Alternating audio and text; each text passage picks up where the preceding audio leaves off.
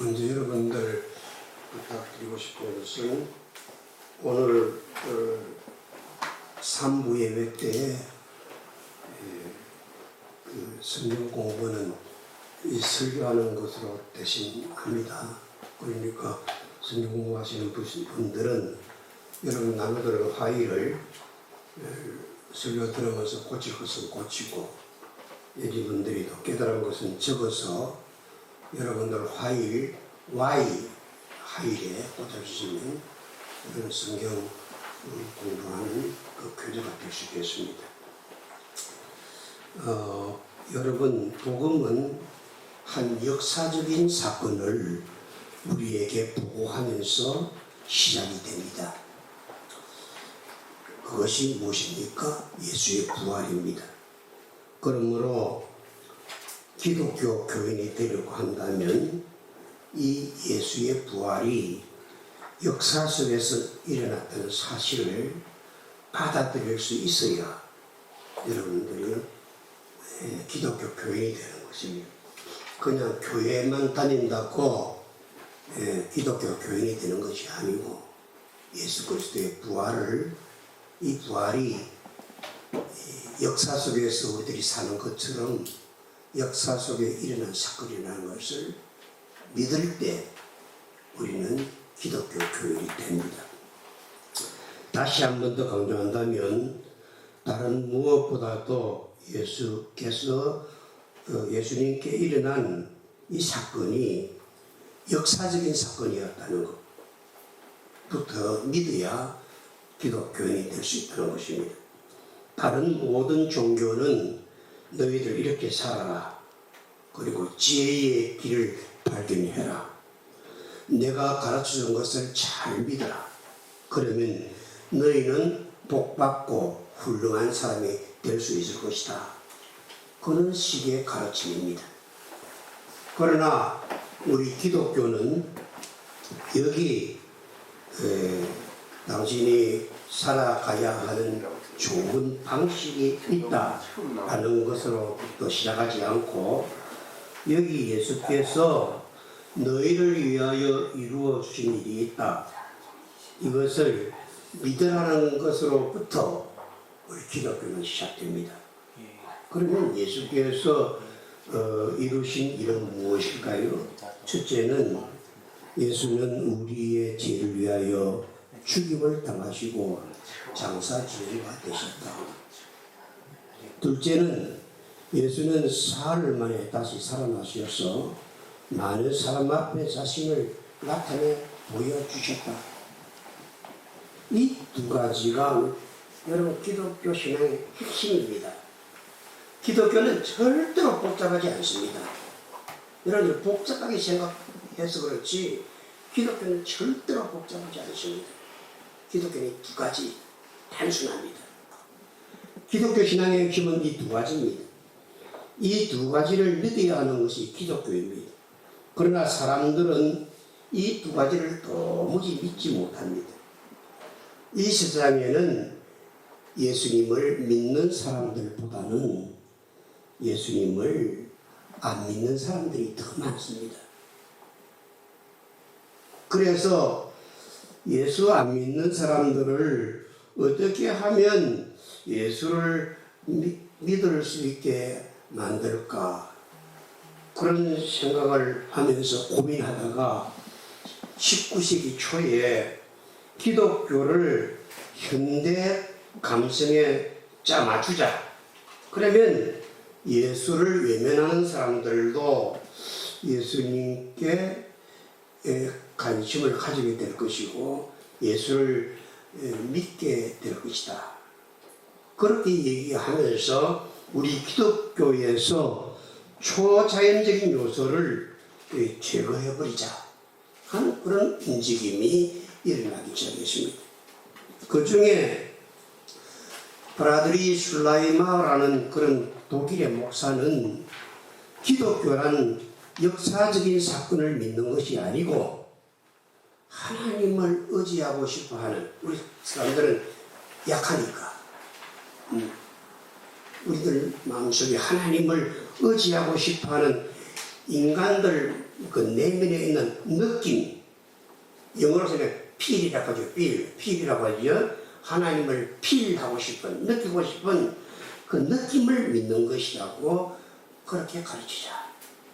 이렇게 얘기를 했고, 알브레히트 리츠는 이제 무지에서 깨어나 과학의 길을 걸어가는 현대인들은 더는 예수님의 기적을 믿을 수 없다면서 하나님이신 예수님이 성육신 하셨다는 것과 예수님이 부활하셨다는 것은 그냥 역사적인 사건이 아니라 예수의 부활에 대한 그런 기록은 상징적이었다고 기독교를 재해석해서 가르치자.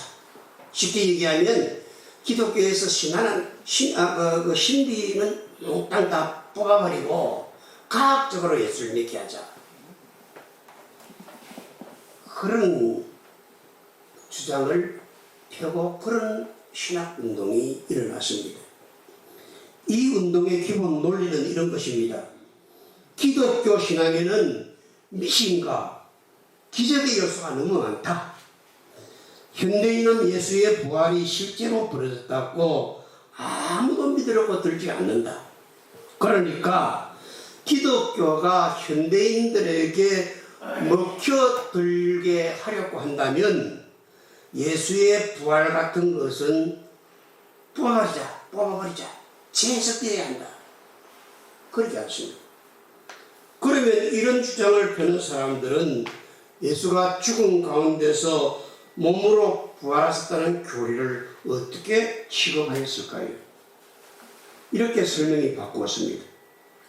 예수의 육체적 부활은 역사적인 사건이 아니라고, 현대인들은 예수의 부활을 역사적인 사건이라고 더는 믿을 수 없다. 왜? 우리는 똑똑하니까.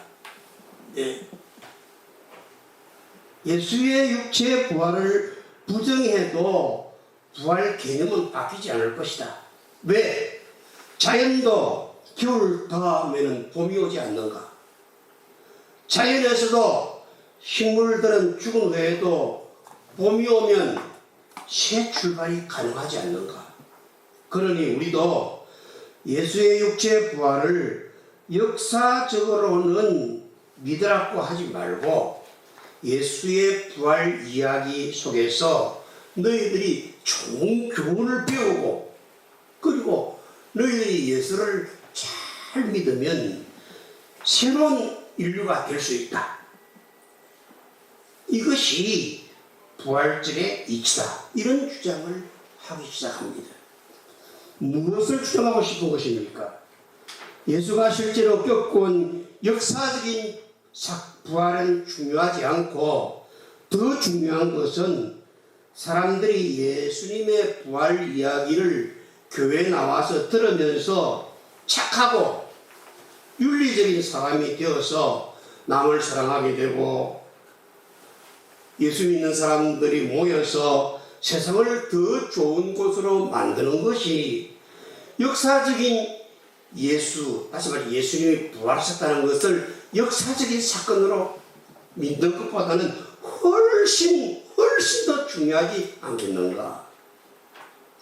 그런 주장이지. 일리가 있는 것 같지요. 하지만 이러한 주장은 기독교 부활신앙을 무너뜨리려고 하는 적그리스도들의 장기입니다. 이러한 기독교에 대한 내러티브는 기독교와는 전혀 다른 종교의 탄생입니다. 왜 그렇습니까?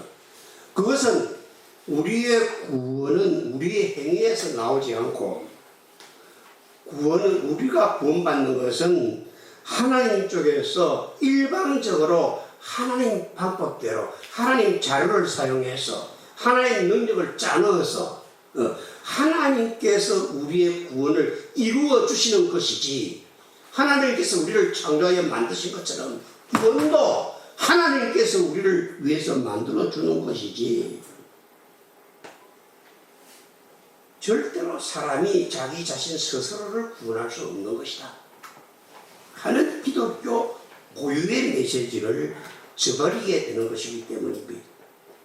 기독교 원래의 메시지는 구원의 능력이 이 지구 안에서 인간들의 힘으로 이루어온 것이 아니라, 그렇지요. 여러분, 대한민국에서 삼성이 돈 벌어들인 거, 현대가 돈 벌어들인 거, 그리고 LG가 돈 벌어들인 거 다 그 돈을 끌어모아 드린다고 해도 여러분 한 사람 죽는 거 살려주지 못해요. 살려주지 못해요. 그러니까 인간들이 역사 안에서 이 세상에서 이 세상에서 나 자신을 구원할 수 없어요. 구원은 역사의 바깥 하나님에게서부터 우리에게로 들어오는 것입니다. 원래 기독교 메시지는 예수님이 우리 죄를 위해 우리 대신 죽음을 당하셨다. 우리는 예수님이 우리 죄를 위해 우리 대신 죽음을 당하셨다라는 이것을 역사적인 실제적인 사건으로 믿어야 한다. 그것은 하나님의 은혜요 선물이다. 예수님은 또한 죽은 자 가운데서 다시 살아나 역사 속에 하나님의 능력을 끌어들여다 놓았다. 그 말이죠. 여러분들 병들어 암이 걸려 병원에 있을 때 의사들이 여러분들로 하여금 암을 퇴치할 수 있는 약을 주사해 놓는 것처럼 죽을 수밖에 없는 역사 속에 있는 인간들에게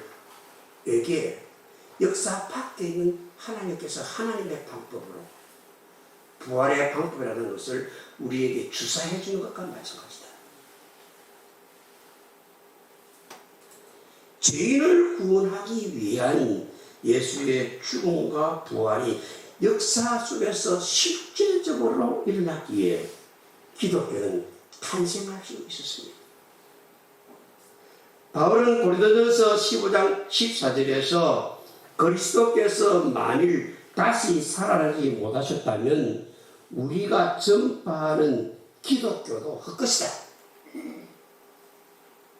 그렇게 얘기를 합니다. 이 헛것의 헬라어 케노스라는 말은 능력이 없다라는 말입니다. 바울이 이 말을 헬라어로 번역하면 구원을 이루기 위해서 우리가 불의와 싸워서 나쁜 놈이 착한 사람이 되어야 한다든가, 안 그러면 구원을 이루기 위해서 힘들고 불안해도 희망을 잃지 않아야 한다든가 하는 그런 윤리적인 가르침은 다 헛것이다 이 말입니다. 교회 나와서 너희들이 예수를 믿었다고 예수 그리스도의 부활을 역사적으로 믿지 못하고, 그리고 나도 예수님처럼 역사적으로 부활할 것이라는 것을 믿지 못하고, 아니 삼성과 현대와 LG가 돈을 다 들여도 나 하나 살리지 못하지만 예수가 나를 다시 살려줄 수 있다는 것을 너희들이 믿지 못한다면, 너희들이 예수 믿고 착한 사람이 된다, 너희 예수 믿고 죽어가는 사람들을 살려준다, 그게 도대체 너희들이 무슨 유익이 있느냐? 그거 다 그냥 10년 공부 남아미 타버리고 헛것이 불과하다, 그 말인 것입니다. 바울은 또 이렇게 말을 합니다. 예수가 역사적으로 부활하지 못하셨다면 고대 철학자들과 현대 과학자들 모두가 다 말하듯이 세상은 결국 이 지구는 끼어져 버릴 것이고 불타져 없어져 버릴 것이다. 그런데 예수가 역사적으로 부활하지 못했다면 이 세상의 모든 사람들은 끝을 헤아려 볼 것도 없이, 그때 가서 지구가 끼어질 거라는 과학자들이 얘기를 들을 것도 없이 지금 당장 내일 모레 내 죽으면 끝이 아니냐.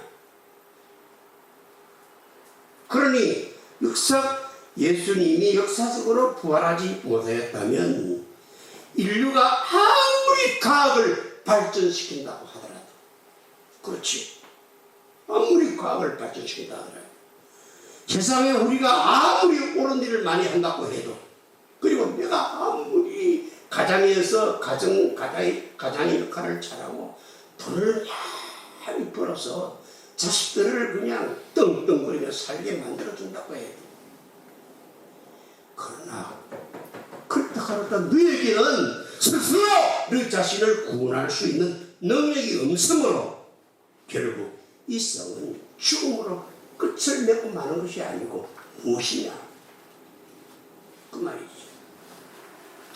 그래서 존 업다이커는 이렇게 썼습니다. 정녕 예수의 부활은 몸의 부활이었습니다. 예수의 분열된 세포가 복원되고 흩어져 버린 예수의 분자가 재결합하고 예수의 썩어버린 아미노산이 다시 활성화되지 않았다면 교회는 무너져 버릴 것입니다. 그러나 예수님이 역사적으로 부활하셨기 때문에 교회는 2000년을 살아왔고 주님 오실 때까지 살아남을 것입니다. 부활한 세 곳마다 환생하는 새싹과 벚꽃 같은 현상이 아니었고 11 사도의 입과 당황한 눈에 임한 것은 예수의 영, 다시 말해서 예수의 유령, 좀 더 속게 말하면 예수 귀신도 아니었다 이 말입니다. 예수는 몸으로 살아났고 우리와 마찬가지로 몸으로 다시 살아날 것입니다. 부활한 예수의 손가락과 발가락이 이렇게 구부리는 것처럼 부활한 우리의 몸과 손과 발가락도 이렇게 움츠릴 것이고 부활하신 예수의 심장의 판막과 부활한 우리의 심장의 판막도 같을 것입니다. 부활한 예수의 심장이 창에 찔려 그 심장이 찢어져서 죽었고, 그렇지요. 여러분 이미 예수님이 십자가에 달렸을 때 창으로 옆구리를 찔렀을 때에 그 옆구리에서 물과 피가 흘렸지요. 여러분 의학적으로 볼 때에는 사람이 살아있으면 절대로 물은 흐르지 않습니다. 여러분 가서 의사들에게 물어보십시오.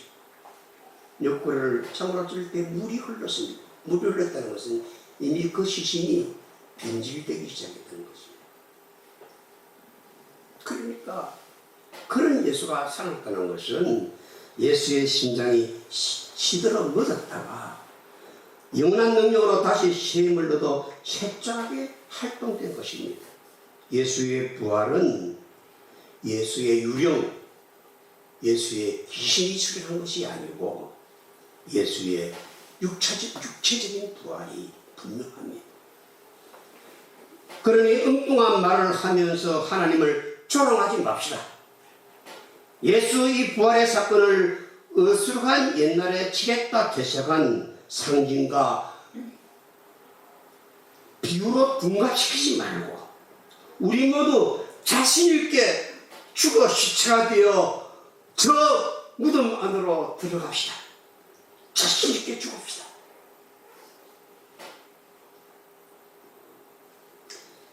예수를 믿는 우리는 시체로 끝나는 것이 아닙니다.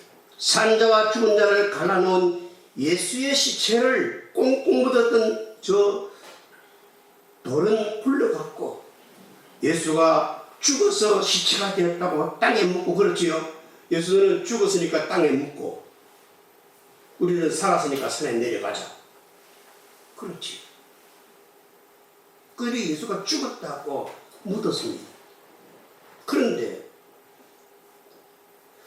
죽은 자와 산자를 확실하게 구별하기 위하여서 죽은 예수의 시체와 산자들 사이에 우리 한국 같으면 무덤에 봉문을 만들었는데 유대인들은 돌로 갖다가 불을 막았지요. 돌을 막았는데 그 돌무덤은 그냥 그대로 놔두자. 예수의 시체와 산자들 사이를 가로막았던 돌무덤은 임시적인 그런 임시 조림물이나 허구의 돈이 아니라 실제 하던 무덤이에요. 그렇습니다.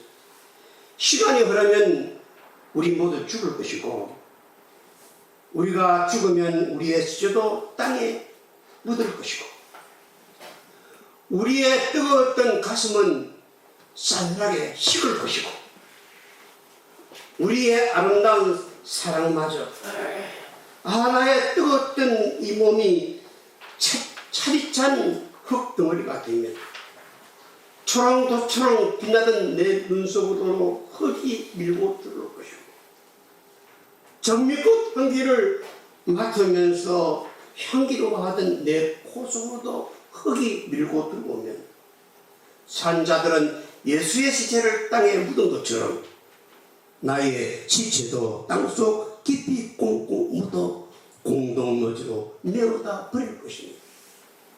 그러나 우리 각자의 하나날 빛을 가릴 거대한 물리적 바위도 예수 부활하신 날 굴러가 깨어진 것처럼 예수의 부활을 받은 나도 지금 여러분들은 죽을 때 부활하는 것이 아니고 이미 여러분들 속에 예수의 부활의 생명이 들어와 있습니다.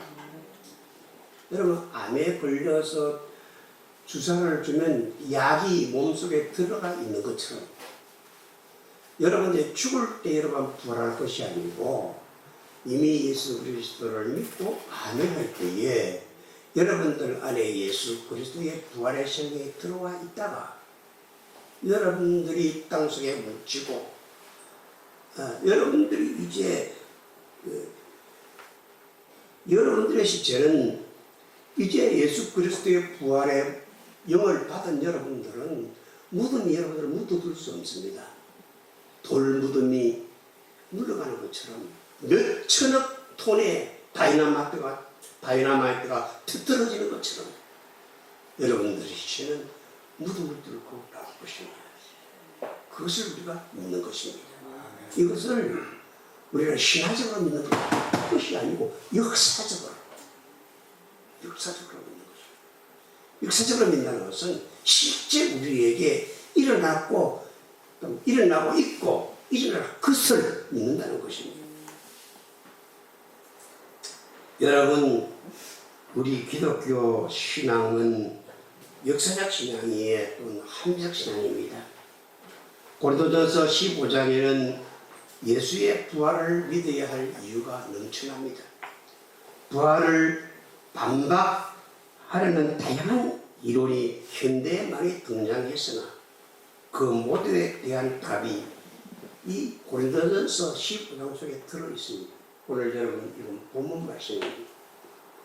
부활의 반대 이유 중 하나는 예수 당대의 사람들이 기억이 흐려지고 수십 년이 지나고 나서야 예수의 부활이 전설로 생겨났다는 것입니다. 하지만 고린도전서의 이 기록 자체가 예수의 부활이 전설로 일어났다는 그런 견해를 논박하는 중요한 증거입니다. 신학자들이 보기에 본문 3절로 7절, 여러분 오늘 읽은 본문 3절로 7절 한번 보시기 바랍니다. 바울이 자기의 견해로 예수의 부활을 쓴 것이 아니라 이미 초대교회에서 예수의 부활을 목격한 사람들이 서로 모여서 신앙생활을 하면서 자기들이 목격한 예수 그리스도를 다른 사람들에게 증거하기 위하여 전도와 교육용으로 널리 사용되던 것이었습니다.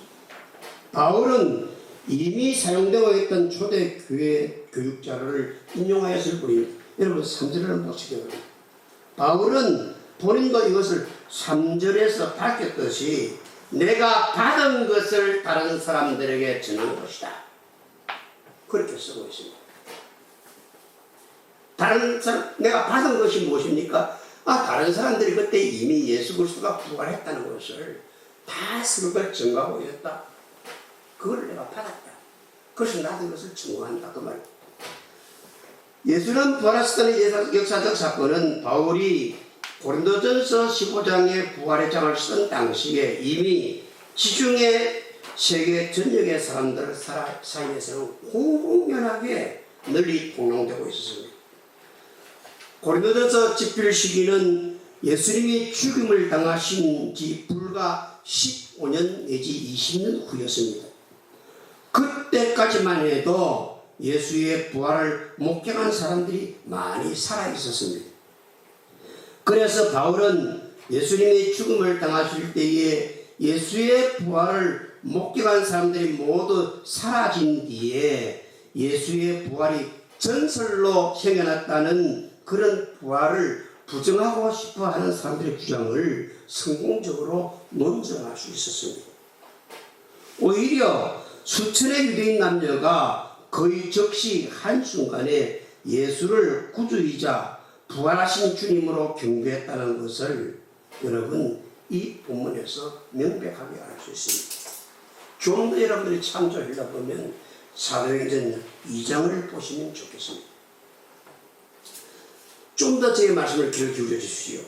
로마인과 달리 유대인들은 죽은 인간은 몸으로 부활할 수 없다는 것을 철저하게 교육받은 사람. 유대인들은 세상의 다른 민족은 부활을 적당하게 죽은 자의 유령처럼 그렇게 믿어 넘긴다고 해도 유대인들만은 절대로 안 됩니다. 왜? 철저하게 그들은 훈련을 받았으니까. 사람은 죽으면 그것으로 끝이다 하는 것을 유대인들은 철저하게 교육을 받은 사람들이에요. 그렇게 철저하게 교육을 받은 유대인들이었기 때문에 일개 사람에 불과한 예수가 부활했다는 주장은 반감을 가지다 못해서 아주 경악할 일이었고 신성모독 정도가 아니라 아예 미친 소리로밖에 들리지 않아서 아예 그냥 그 소리를 듣지 않으려고 억지로 길을 나가시는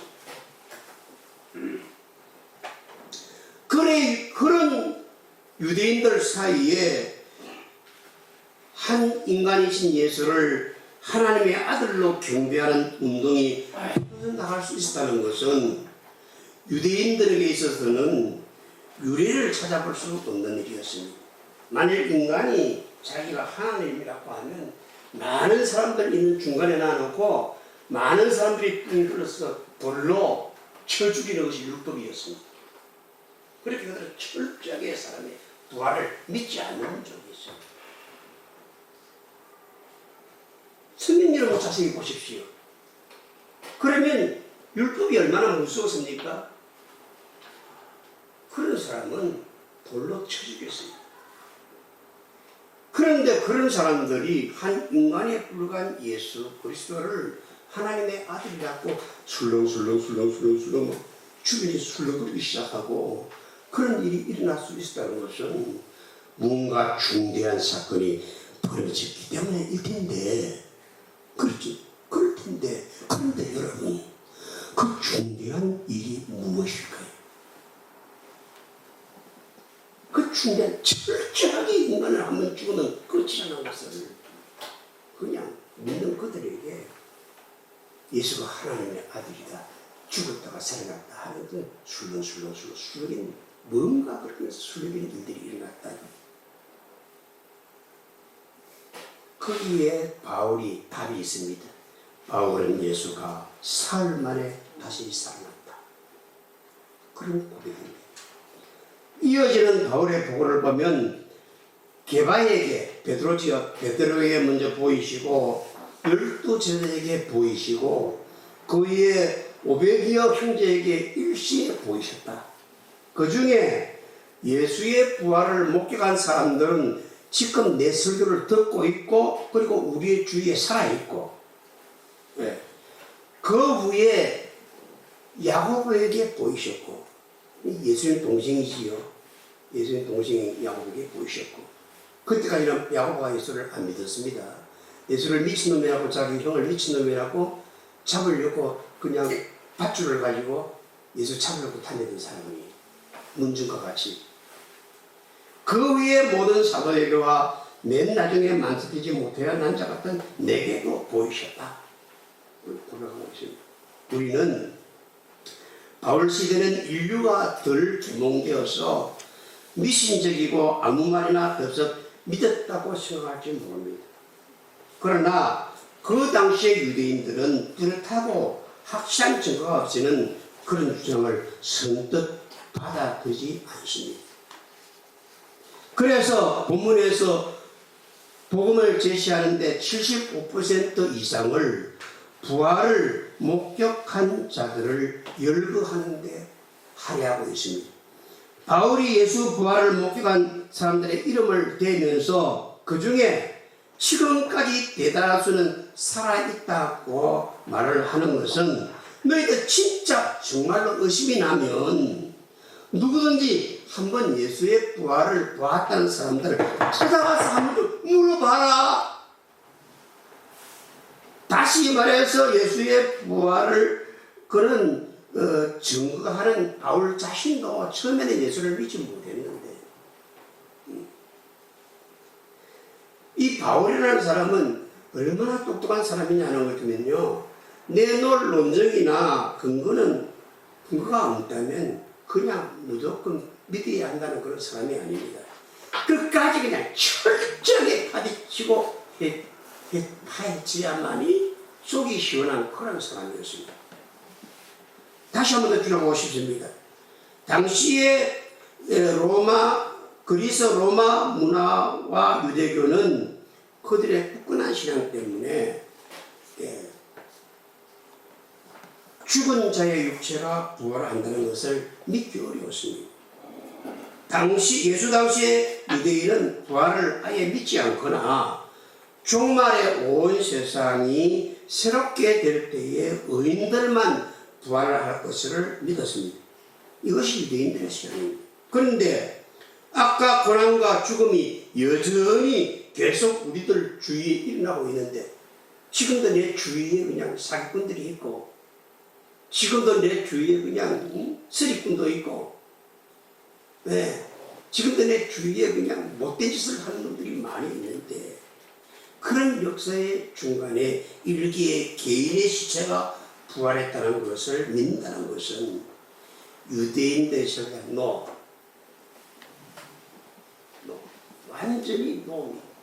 완전히 아니었어요.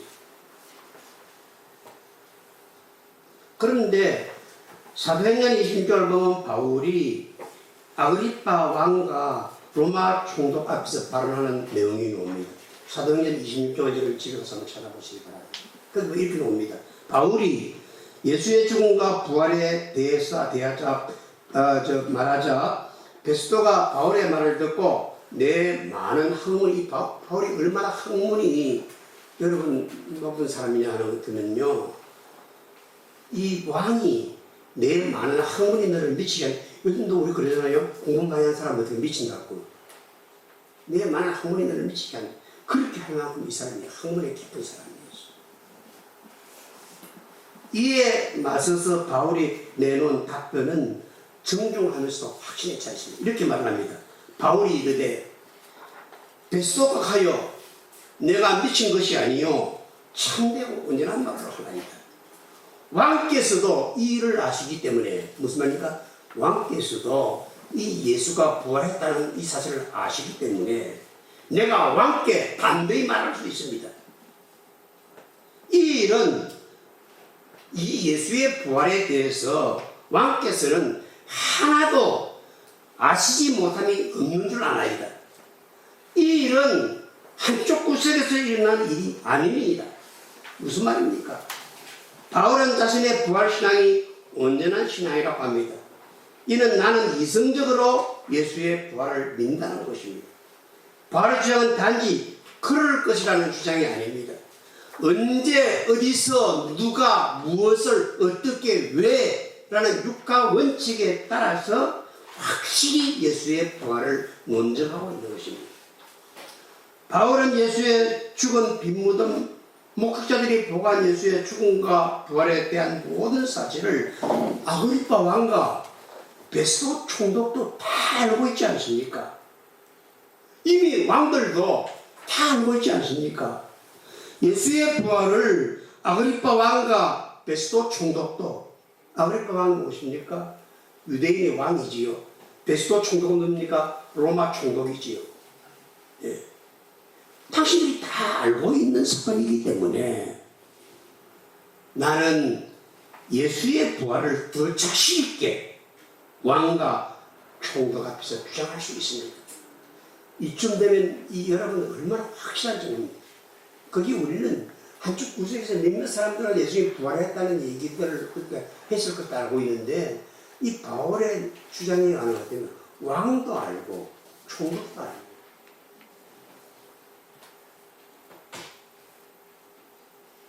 이 일 예수의 부활은 이스라엘 시골 한쪽 구석에서 벌어진 어떤 작은 이름 없는 시골에서 일어난 사건이 아니라 이스라엘의 수도 예루살렘 한복판에서 일어났고 이 일에는 로마 총독도 아그리파 왕까지 관련되어 있는 사건으로서 그렇지요. 그것들이 예수 그리스도를 죽였으니까 당신들도 관련되어 있는 사실로서 온 이스라엘의 성지 순례를 온 사람들이 그 당시에 성지 순례가 되면 유대인들이 세계에 흩어지는 유대인들이 200만 명 정도가 모였다고 합니다.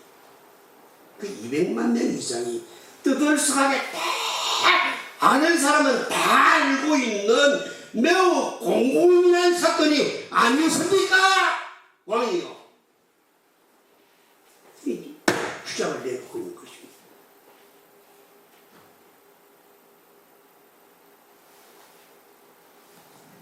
바울은 예수의 부활에 대한 논쟁은 주로 두 가지로 요약됩니다.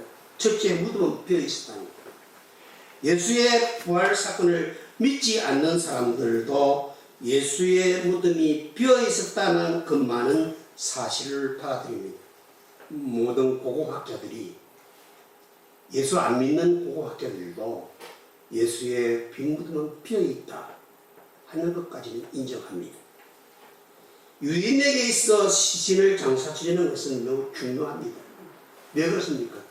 우리들과 달리 그들은 확실하게 하나님이 우리의 몸을 만드셨다. 그런데 하나님이 만들어진 이 귀한 몸이 죽었다고 아무 곳이나 내버리는 것은 하나님의 불충이다. 그럼 죽은 자는 반드시 흙에서 왔으니 흙에 돌아가도록 땅에 묻어야 한다 하는 것이에요.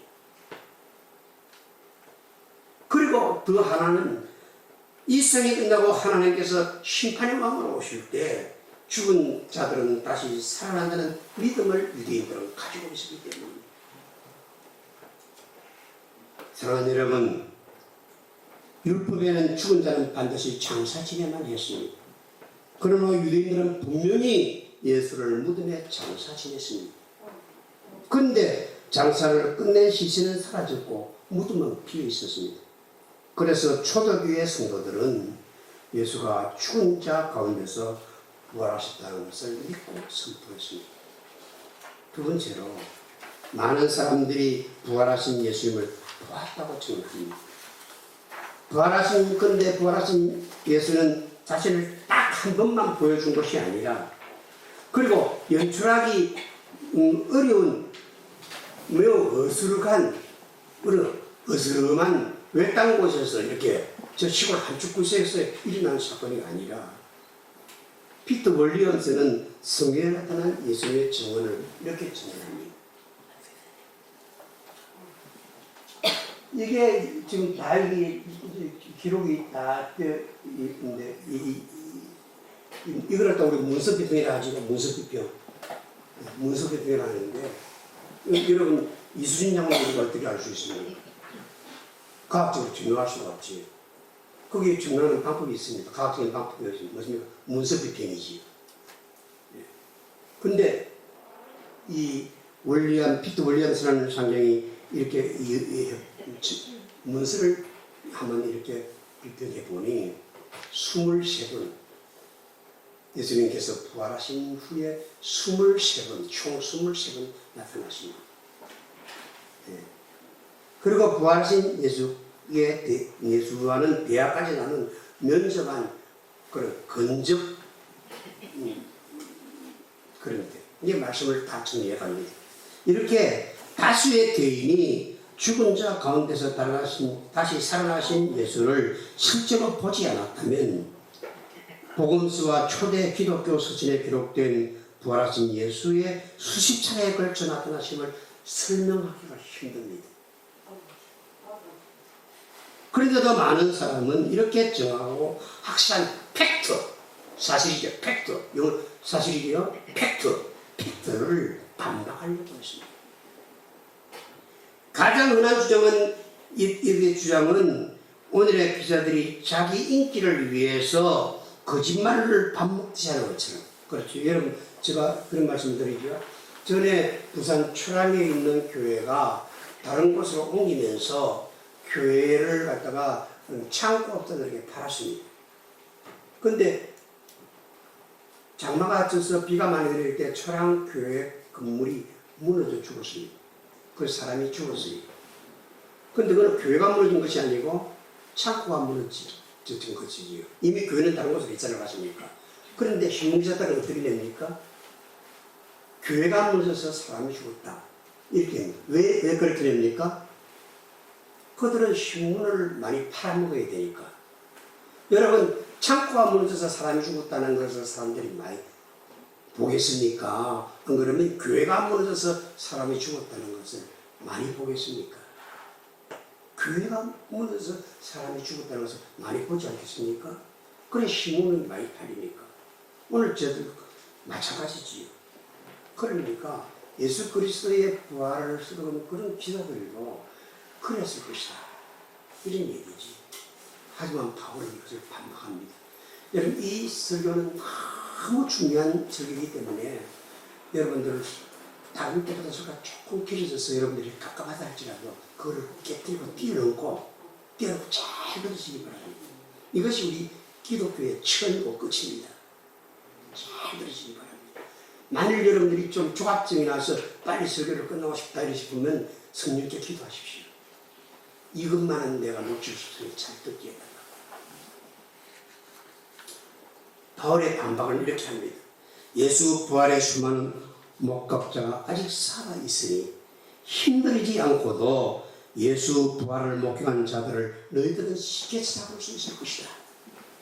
그러니 예수님의 부활이 지어낸 이야기라고 너희들이 증명하고 싶다면 예수의 부활을 목격했다는 사람들 중에 한 사람이라도 너희들이 찾아가서 그들과 면담을 해보고 예수의 부활을 목격했다는 어느 곳에 사는 아무개를 내가 만났는데 그 사람과 인터뷰를 해보니까 나는 사실은 예수의 부활을 직접 목격하지는 못했지만은 사람들이 그렇게 얘기를 하니까 그 분위기에 나도 휩싸여서 나는 예수 그리스도의 부활을 보지는 못했지만은 본 것처럼 그렇게 얘기를 했다. 이렇게 얘기를 하더라. 이렇게 너희들이 그런 결과물을 가지고 와서 들어대면서 예수의 부활은 이렇게 위선한 것이다.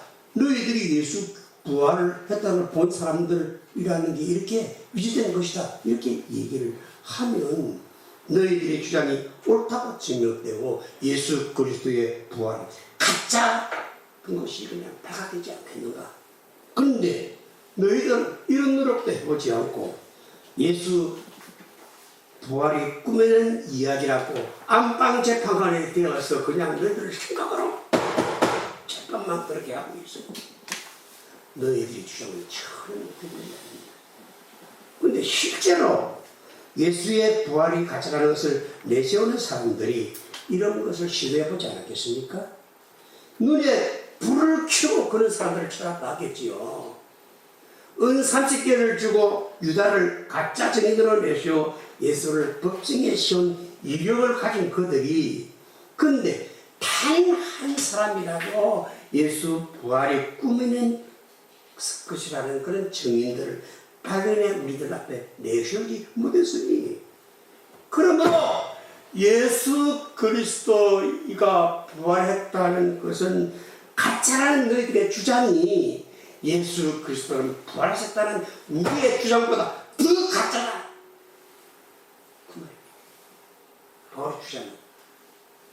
게다가 라이트가 논쟁했듯이 역사의 중간에 고통과 악이 막연한 이 세상에 일개 개인이 구원할 수 있다는 것은 유대인 세계관으로서는 여러분 상상도 할 수 없는 일입니다.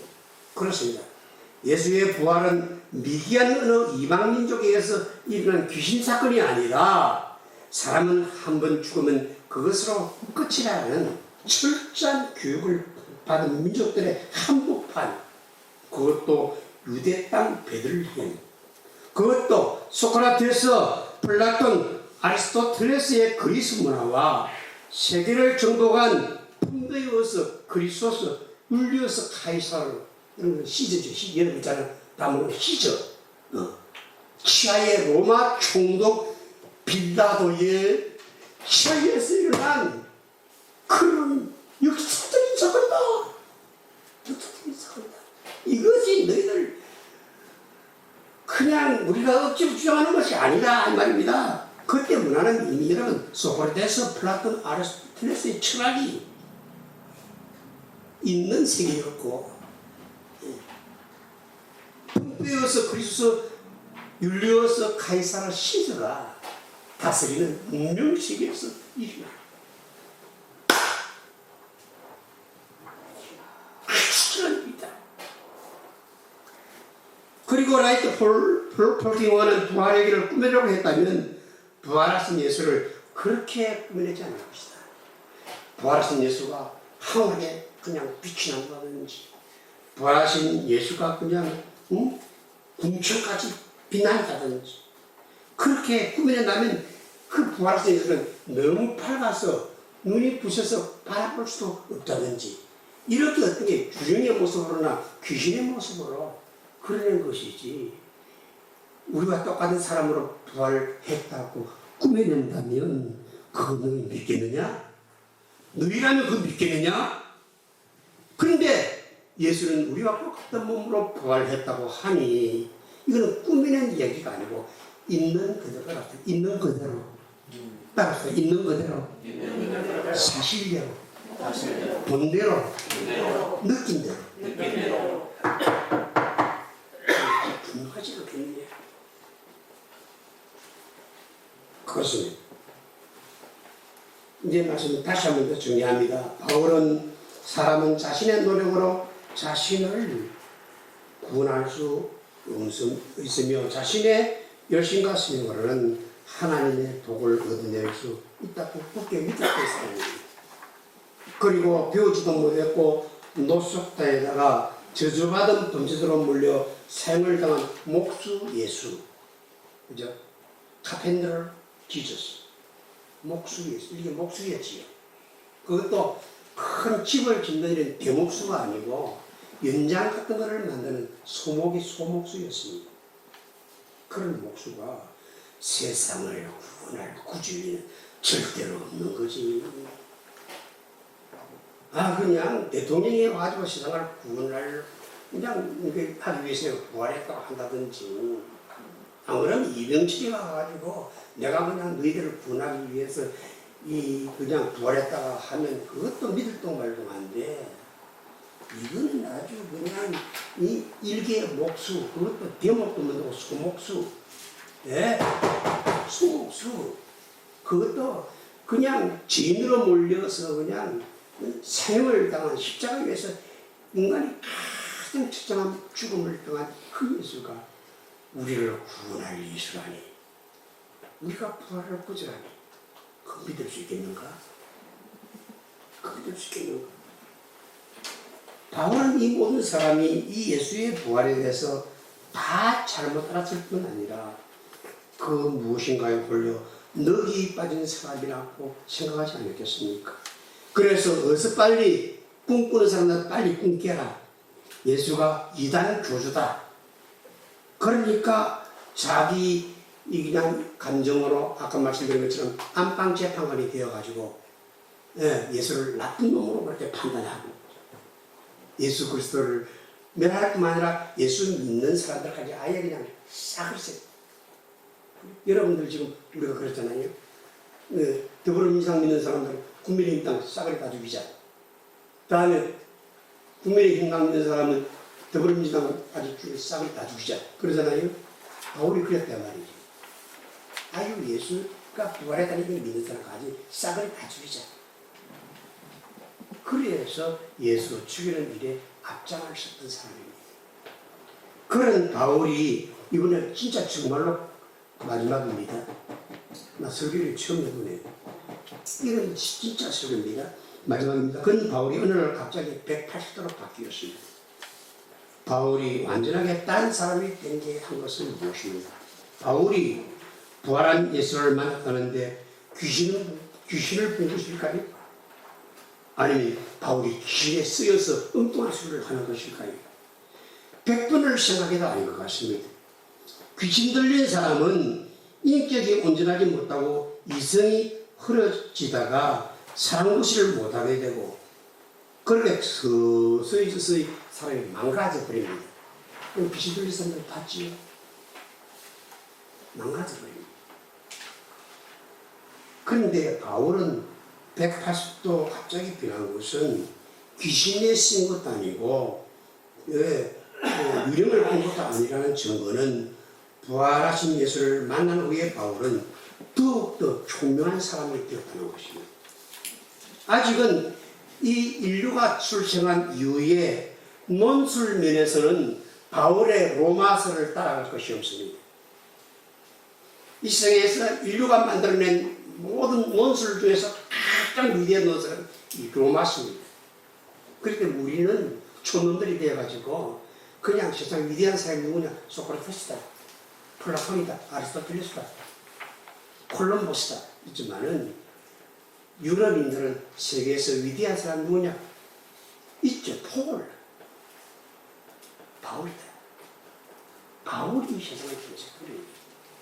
바울은 그만큼 논술적인 사람입니다. 아직까지는 바울의 논술, 여러분 이게 막 우리가 꾸미는 귀신에 쓰여가지고 쓰는 게 아닙니다. 바울의 논술을 따라가고 있어요. 그렇기 때문에 지금도 서양의 대학에서는 논술학을 할 때는 반드시 로마서를 배웁니다.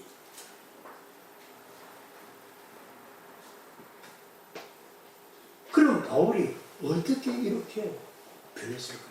어떻게 이렇게 총명한 사람이 됐을까요? 따라합시다. 하나님께서 예수 그리스도의 부활을 사람들에게 증거하기 위하여 바울을 논술가를 만들어서 로마서를 쓰게 하셨다. 이것이 우리 주자가 의지합니다.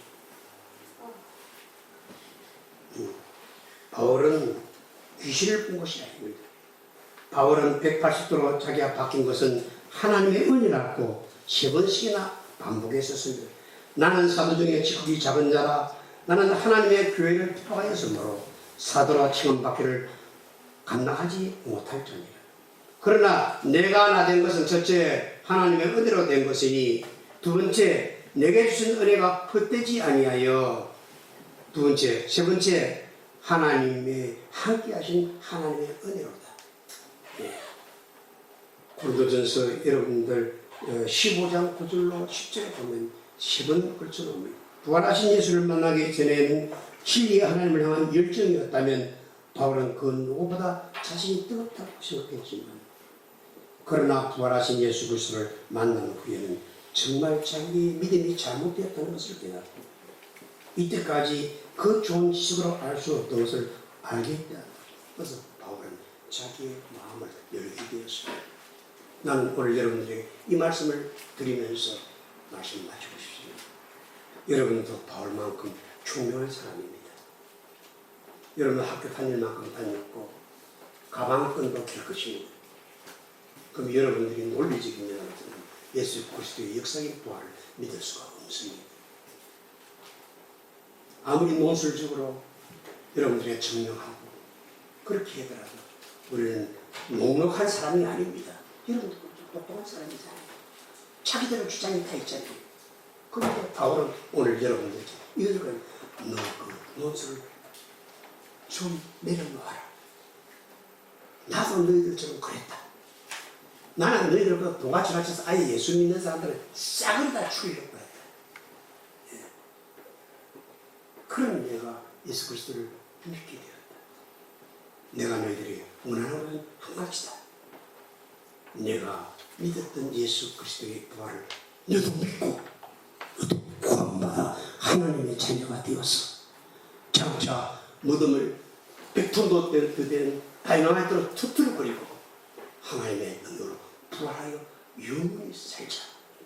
이것이 내가 너희들을 위하여 그 좋은 지식 다 버리고 그 좋은 재산 다 버리고 경험도 못하고 혼자 다니면서 온 유럽으로 온 아시아로 다니면서 그리스도의 부활을 위해서 목적이 이것이다. 너희들도 나와 같이 예수를 믿어야 한다. 너희도 나와 같이 예수 그리스도의 부활을 믿어야 한다. 그렇게 여러분이 아멘하면 하나님께서 이 시간 너희에게 성령을 부어주실 것이다. 그래서 성령이 감옥에 불 때듯이 여러분들을 뜨겁게 만들어 줄 것이다. 그래서 그 속에서 마치 음식이 있는 것처럼 너희들도 예수 그리스도 부활의 사람이 될 수 있을 것이다. 아멘.